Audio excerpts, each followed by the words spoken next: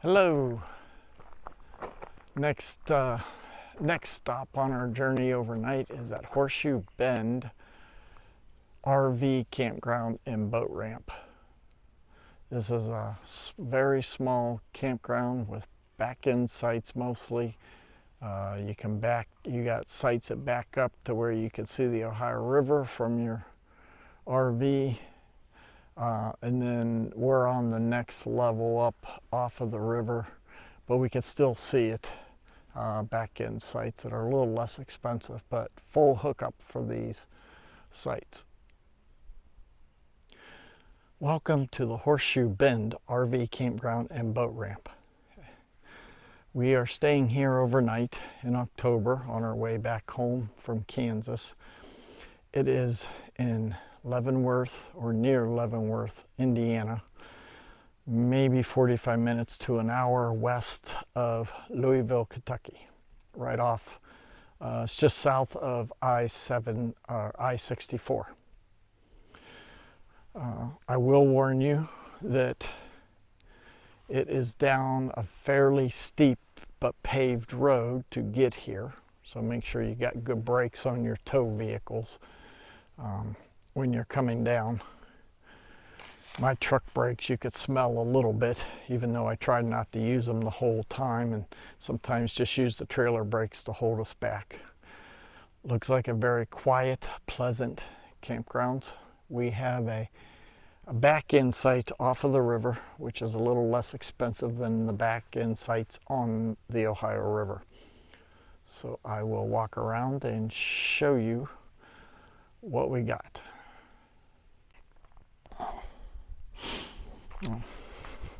Sorry if the sun is kind of blowing out some of the highlights of the picture, because it's right in the picture in the direction I'm walking. This is how you enter. My wife called earlier today, right after we ate lunch, and made our reservation. The lady then emailed and texted us directions. When we got here, she told, in the text it told us directions coming after we get off of 64, because we told her we were coming from there, and told us what site and what site to go to pay. They do not take personal checks, just so you know. We gave her a credit card to reserve a site, but then we paid her in cash. Here we see some barns, or a red barn that I'm assuming has equipment in it for them, and some buildings. One building says bait and eats. So I don't know if the other two are houses or what, but they look like they're on the property. Here is a barn that says laundry on it for the RV campers and boat ramp to use. All right, continuing on. I got stopped by one of the campers to chit-chat for a while, but there's the back of the row that's backed up to the river. And as you can see, let me spin around here. You can see where the river is compared to the campers. So, the one thing one drawback is if you need cell service, you need to bring a Starlink. The campground manager, when we went to book the site, told us ahead, asked us if we needed internet, and warned us that we would not have internet down here, cellular internet for our phones. The couple I just talked to, the camper couple, they have Starlink, and they said that's the only thing that'll work down here is Starlink. When you get a clear sky, she works from here. They're full-time on the road, and she shares her Starlink password with a couple other campers nearby.